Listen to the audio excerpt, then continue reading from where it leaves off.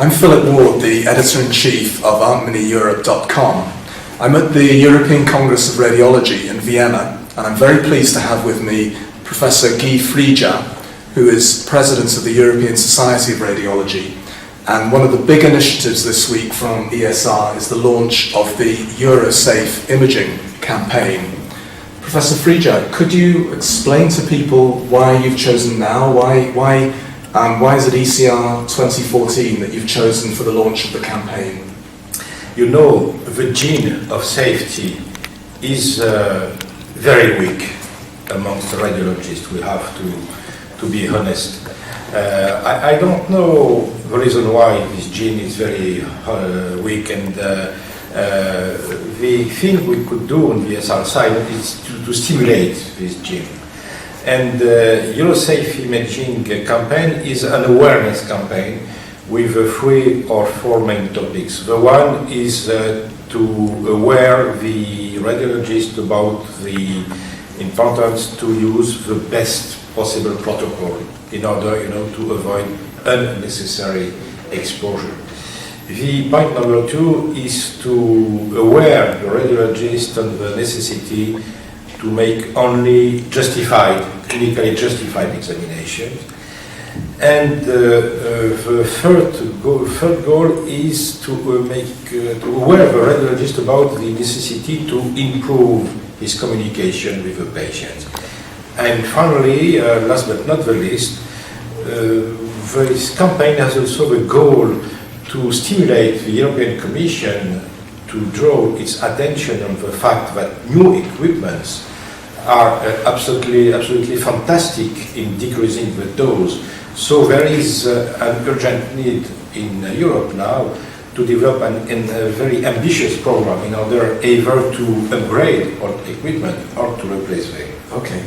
I think we're all aware of Image Gently, Image Wisely, of the WHO. How will you work? Will you work with them? Will you collaborate with them? Or is this very much a European campaign?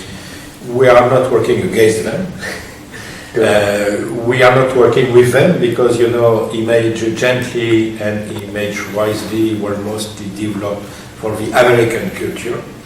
And as you may know, the European culture is very heterogeneous and complex, so we have to adapt our message to Europe.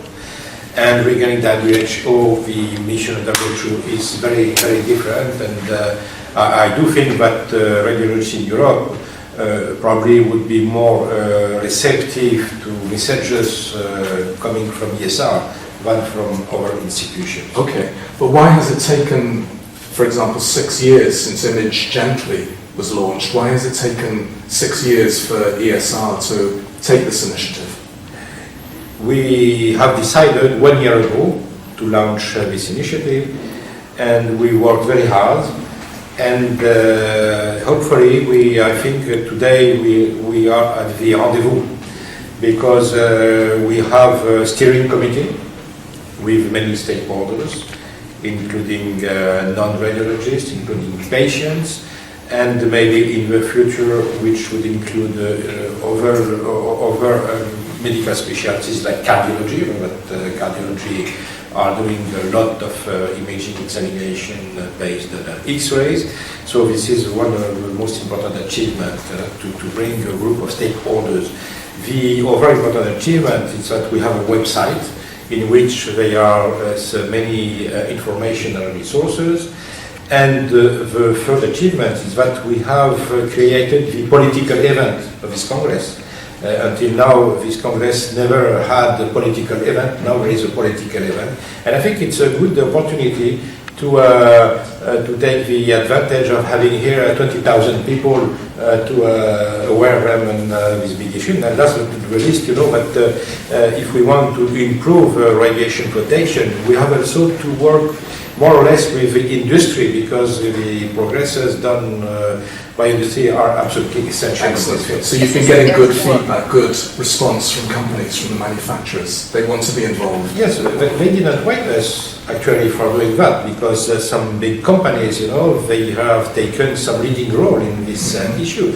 But I think that probably people, radiologists are also very open to messages to industry on one hand, but on the other hand, it's normal that scientific society would also provide us some important information regarding this. Good.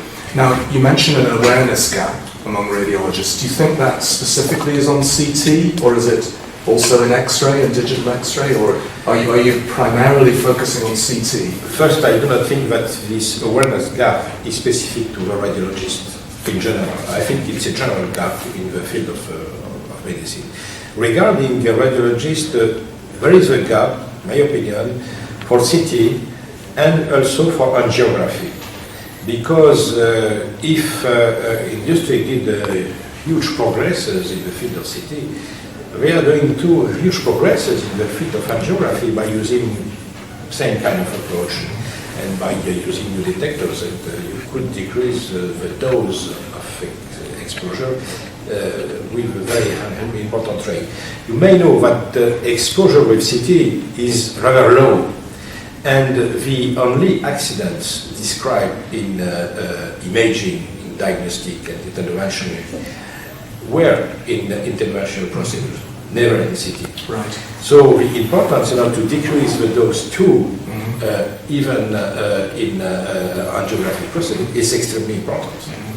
Now, one of the big events of last year within the imaging field was the conviction of the 3 doctors in northern France for radiotherapy overdoses that they delivered, and their conviction in court.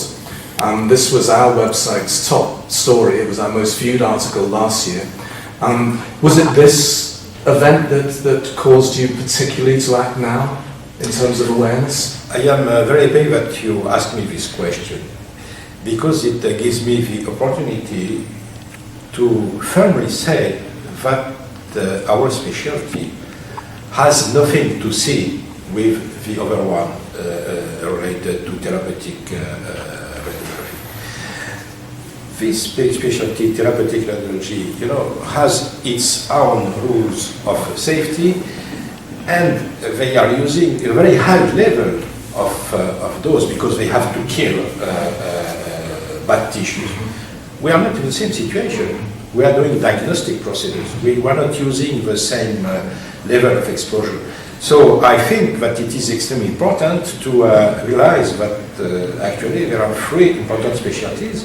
The one is radiology, the other one is nuclear medicine, and the last one is therapeutic radiology. Okay. And all these 3 specialties, they have their own specificity regarding radiation. So we don't have nothing to see with therapy. I'm very sad that what happened, but we never had even one death in diagnostic or interventional procedures. So you don't anticipate any further litigation against specifically radiologists? I'm not aware of any accident related to an overexposure. Okay, that's very reassuring. Good.